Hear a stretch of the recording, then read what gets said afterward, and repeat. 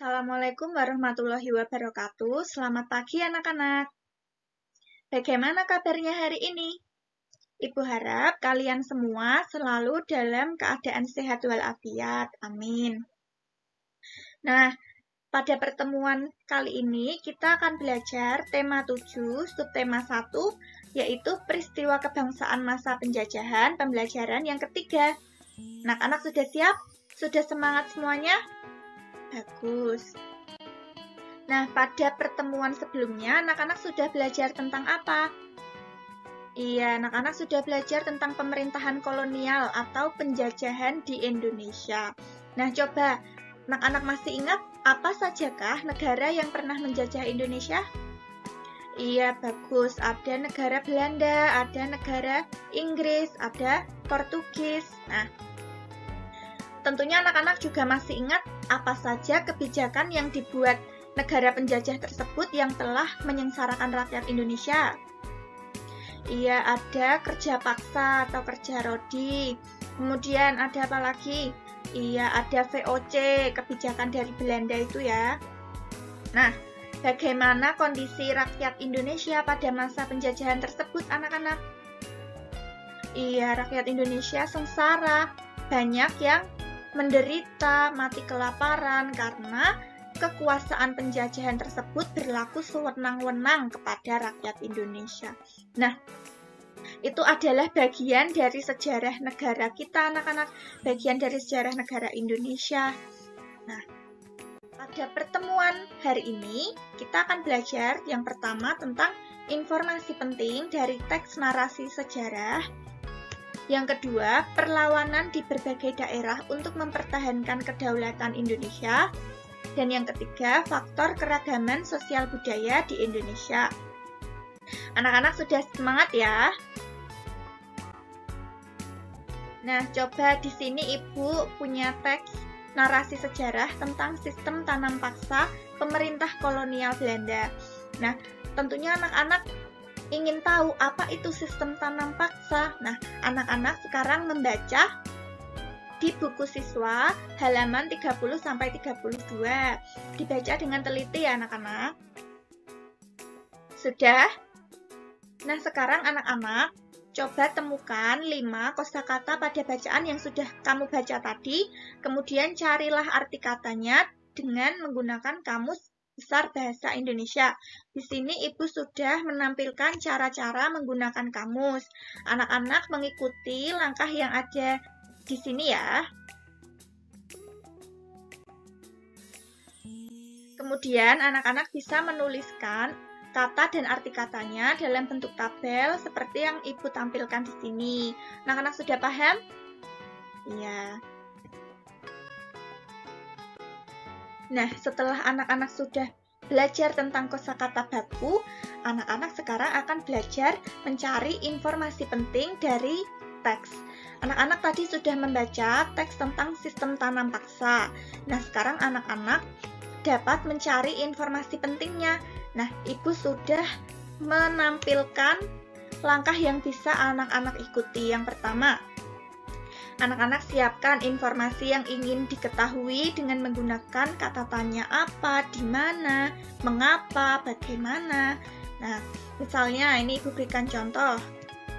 Dari teks yang sudah dibaca tadi, anak-anak ingin mencari informasi tentang apakah sistem tanam paksa itu, kemudian apa pengaruhnya terhadap kehidupan rakyat Indonesia. Nah, setelah anak-anak sudah menyiapkan pertanyaan atau informasi yang ingin dicari, anak-anak dapat membaca kembali teks dengan teliti.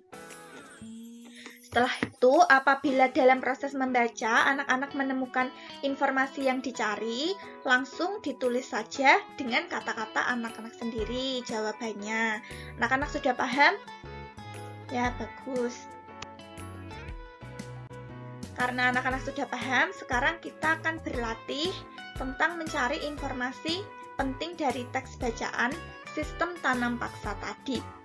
Di sini, Ibu sudah menyiapkan 6 pertanyaan atau informasi yang harus anak-anak cari jawabannya di LKPD 1 yang sudah Ibu kirimkan di WhatsApp group. Anak-anak membaca kembali teks tadi, kemudian menuliskan informasi dalam bentuk peta konsep seperti yang Ibu tampilkan ini. Gitu ya anak-anak. Nah, setelah kita sudah menuliskan informasi penting dari teks, sekarang kita bahas yang pertama. Coba, apakah sistem tanam paksa itu? Iya, benar sekali. Sistem tanam paksa adalah sistem yang memaksa rakyat Indonesia menanam tanaman yang laku keras di Eropa dengan peraturan tertentu. Sekarang yang kedua, apa akibat tanam paksa? Coba, apa anak-anak? Iya, benar sekali. Rakyat menderita. Semakin banyak yang mati kelaparan karena tanaman padi diganti dengan tanaman-tanaman yang laku keras di Eropa. Seperti itu ya anak-anak. Sudah paham? Ya, bagus.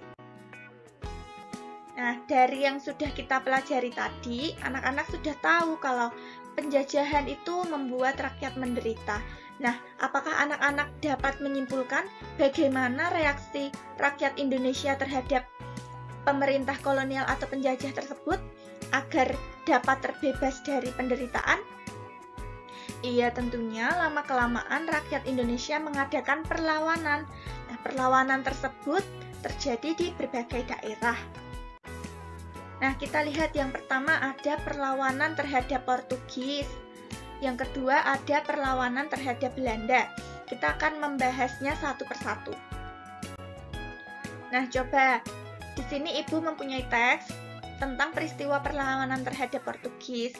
Anak-anak dapat membaca teks ini di buku siswa halaman 34. Nah, dalam membaca, anak-anak harus mencari tahu. Yang pertama, alasan Ternate melakukan perlawanan. Kemudian, pemimpin rakyat Aceh dan Ternate yang melakukan perlawanan, siapa saja? Dan yang ketiga, hasil perlawanannya apa? Anak-anak dapat menuliskannya di buku tulis masing-masing. Nah, sekarang kita akan membahas yang pertama, alasan Ternate melakukan perlawanan. Dari teks, kita tahu bahwa Ternate melakukan perlawanan karena Portugis itu serakah, selalu ikut campur dalam pemerintahan Ternate dan bersikap sewenang-wenang. Nah, yang kedua, pemimpin rakyat Aceh dan Ternate itu siapa saja?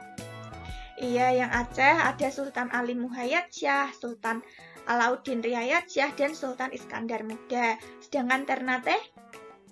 Ya, betul sekali, ada Sultan Hairun dan Sultan Ba'abullah. Nah, yang ketiga, kita akan membahas tentang hasil perlawanannya. Yang Aceh, apa hasilnya anak-anak? Iya, benar. Aceh dapat membebaskan daerahnya dari upaya penguasaan bangsa Portugis dan dapat mengusir Portugis yang saat itu bersekutu dengan Johor. Nah, sementara itu, hasil perlawanan rakyat Ternate. Iya, benteng Portugis dapat direbut, kemudian Portugis menyingkir ke Hitu. Seperti itu. Nah, apakah anak-anak sudah sesuai jawabannya? Iya, bagus. Itu artinya anak-anak semuanya sudah paham. Nah, kalau tadi kita sudah belajar tentang peristiwa perlawanan terhadap Portugis, sekarang kita akan membahas tentang peristiwa perlawanan terhadap Belanda. Nah, di sini Ibu menampilkan beberapa tokoh perlawanan terhadap Belanda. Di sini ada apa saja anak-anak? Iya, ada Sultan Hasanuddin dari Makassar, ada Patimura dari Maluku, sampai ada Silas Papare dari Papua. Nah, jadi ada 7 tokoh ya anak-anak? Iya. Sekarang tugas anak-anak yaitu mendiskusikan perlawanan dari masing-masing tokoh. Jadi, dengan kelompok yang sudah Ibu bagi sebelumnya, anak-anak mendiskusikan kelompok 1 perlawanan Sultan Hasanuddin, kelompok 2 Pangeran Antasari, dan seterusnya. Anak-anak dapat menuliskan perlawanannya dalam bentuk peta konsep, seperti yang ada di LKPD 2 yang Ibu kirimkan di WhatsApp group. Jadi, anak-anak tuliskan nama tokohnya siapa, asal daerahnya siapa, hingga hasil perlawanannya itu bagaimana. Anak-anak sudah paham? Ya, bagus. Silahkan mengerjakan. Nah, anak-anak sudah selesai mendiskusikan tentang perlawanan yang terjadi di berbagai daerah. Nah, ternyata perlawanan terhadap para penjajah di berbagai daerah itu banyak mengalami kegagalan. Apakah anak-anak ada yang tahu mengapa banyak mengalami kegagalan? Iya, betul sekali. Karena perlawanan yang dilakukan itu masih bersifat kedaerahan dan secara sendiri-sendiri, sehingga perlawanan itu tidak akan kuat dan mudah diadu domba atau dipecah belah oleh penjajah. Nah, dari sini kita tahu ya anak-anak bahwa negara Indonesia itu terdiri dari berbagai macam daerah. Nah, banyaknya daerah-daerah yang ada di Indonesia menandakan bahwa negara kita ini sangat luas wilayahnya dan beragam pula sosial budayanya. Apakah di Jawa dan di Kalimantan itu sama sosial budayanya? Iya, tentunya berbeda ya. Nah, selanjutnya kita akan belajar tentang keberagaman sosial budaya di Indonesia. Nah, anak-anak, budaya itu diwujudkan dalam 3 hal. Yang pertama ada gagasan atau ide, yang kedua ada tindakan, yang ketiga ada benda. Nah, coba yang gagasan atau ide, contohnya apa? Iya, contohnya ada kepercayaan, kemudian tindakan, itu contohnya ada upacara adat dan ada seni pertunjukan. Yang ketiga benda, itu contohnya ada pakaian adat, ada senjata tradisional. Nah, ada yang bisa menyebutkan lainnya? Iya, ada rumah adat, itu juga termasuk benda ya. Nah, dari wujud budaya ini kita tahu bahwa berbagai macam budaya yang ada di Indonesia merupakan ciri khas bangsa Indonesia. Nah, ciri khas itu adalah identitas atau kepribadian yang dimiliki oleh bangsa Indonesia. Nah, sekarang anak-anak, apa saja faktor penyebab keragaman bangsa Indonesia? Ya, faktor penyebab keberagaman bangsa Indonesia itu ada 3. Yang pertama keturunan, yang kedua perbedaan kondisi geografis, dan yang ketiga pengaruh kebudayaan luar. Nah, untuk keturunan itu bagi menjadi 2, yaitu ras di Indonesia dan suku di Indonesia. Di mana ras di Indonesia itu dibagi menjadi 4 kelompok.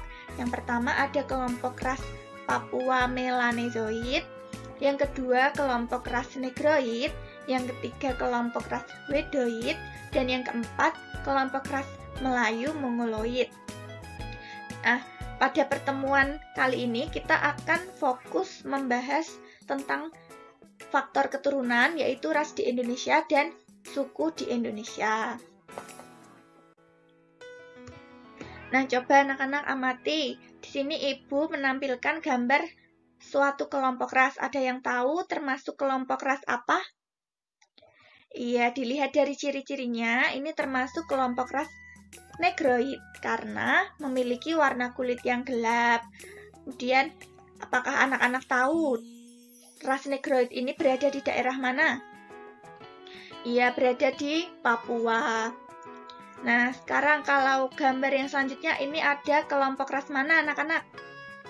Nah, kita lihat dulu ciri-cirinya. Di sini memiliki mata yang besar atau sipit anak-anak.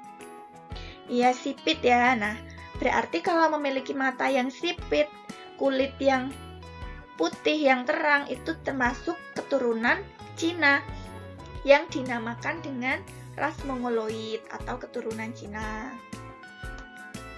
Nah, yang ketiga ini ada ras, berbagai macam ras ya. Di sini ada yang kulitnya terang, ada yang kulitnya gelap. Nah, ini dinamakan ras khusus anak-anak.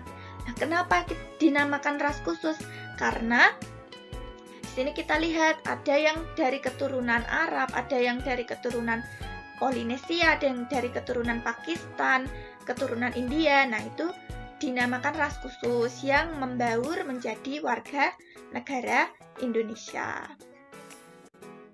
Nah, selanjutnya di sini ada berbagai suku di Indonesia. Ternyata ada banyak ya anak-anak. Nah, apakah tiap-tiap suku bangsa memiliki bahasa yang berbeda?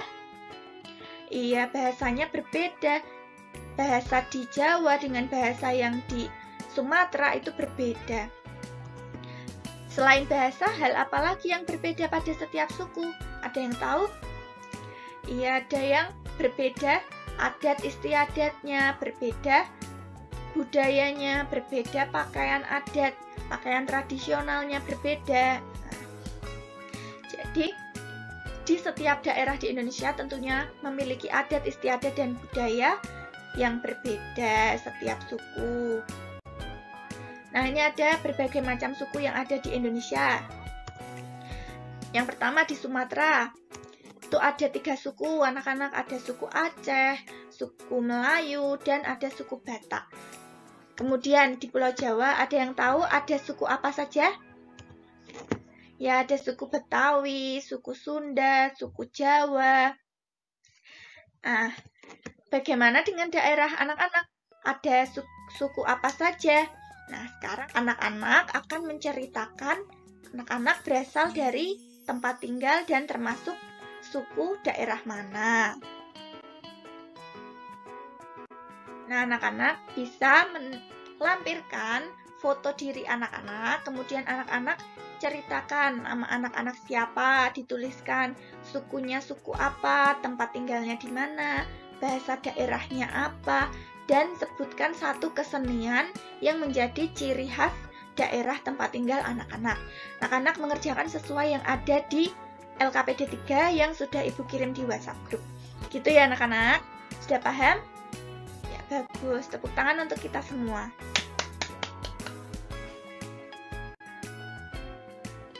Nah, anak-anak, tidak terasa kita sudah berada di penghujung pembelajaran. Apa saja materi yang kita pelajari hari ini?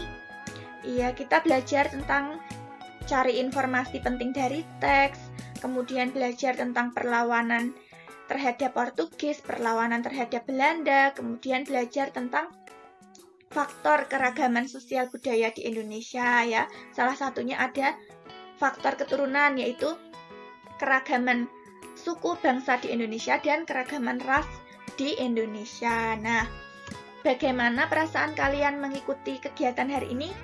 Apakah menyenangkan? Iya, bagus. Jadi anak-anak mendapatkan wawasan atau ilmu baru. Nah, Ibu harap anak-anak semuanya sudah paham dengan pelajaran yang kita bahas hari ini. Nah, sebelum kita menutup pembelajaran, Ibu mengucapkan terima kasih. Semoga materi pembelajaran pada hari ini dapat bermanfaat bagi anak-anak. Wassalamualaikum warahmatullahi wabarakatuh.